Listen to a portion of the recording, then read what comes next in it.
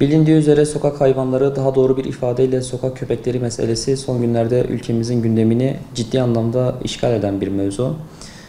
İçişleri Bakanlığı'nın verilerine göre 2022 yılından itibaren 4269 köpek saldırısı kayıt altına alındı.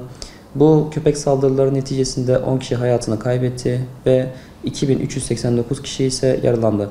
Bu denli yüksek can kaybı ve yaralanmaların meydana gelmesinden dolayı yasa koyucu da bir takım önlemler alma yoluna gitti ve köpek yasası olarak bilinen bu yeni yasayla birlikte 17 maddelik önergeyle birlikte Tarım Komisyonu'nda bunun görüşmeleri yapıldı, sağlandı ve bu görüşmeler neticesinde kimi maddeler de değiştirildi ve son haliyle Tarım Komisyonu'nda kabul edilerek önümüzdeki günlerde Meclis Genel Kurulu'nda görüşülmek üzere karara bağlandı.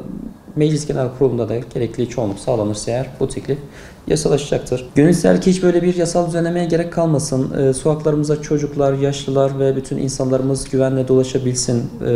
Köpeklerle insanlar birbirine karışmadan ve birbirlerine zarar vermeden yaşayabilsinler. Lakin ortada tehlikeli ve kontrolsüz bir şekilde çoğalan, gruplaşan, saldırganlaşan ve bu yönde de vatandaşlarımızın ölümüne, yaralanmalarına, trafik kazalarına sebep olan bir olgu var önümüzde. Maalesef gitgide sayıları artmakta, gitgide daha büyük ve daha ciddi bir tehlike haline gelmektedir sokak köpekleri bu yönüyle. Ve bu sorun da ivedilikle çözülmesi gerekmekteydi. Hatta biraz geç bile kaldı denilebilir bununla ilgili. Bu kanun amacı sokakları daha güvenli bir hale getirmektir.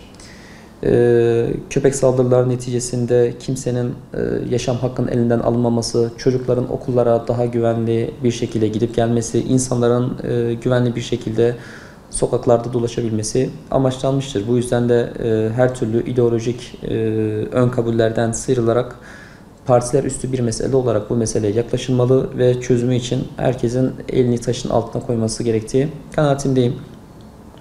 Fakat bu kanunu düzenlemeyi bir takım bir hayvan katliamı yapılacakmışçasına algılanması kesinlikle doğru değil. Bu yeni tasarının yasalaşmasıyla birlikte artık yakala, kısırlaştır, tut ve sahiplendir modeline geçiş yapılması planlanmaktadır. Direkt hayvanın yakalanan sokak hayvanlarının öldürülmesi, itlaf edilmesi gibi bir durum söz konusu değil. Hayvanın hastalık yayma tehlikesinin olması, kuduz gibi bir takım riskleri barındırması ya da salgınlaştırarak güvenliği tehdit etmesi durumunda bir itlaf söz konusu olabilir. Lakin şunu da hatırlatmakta fayda var. Bu istisnai bir düzenleme ve son çözüm olarak öngörülmüştür. Dolayısıyla bu haliyle diğer birçok gelişmiş ülkelerdeki Amerika gibi, İngiltere gibi ülkelerdeki halinden çok daha ileri ve çok daha insancıl bir seviyede olduğunu da belirtmek lazım. Çünkü diğer ülkelerde Amerika ve İngiltere özelinde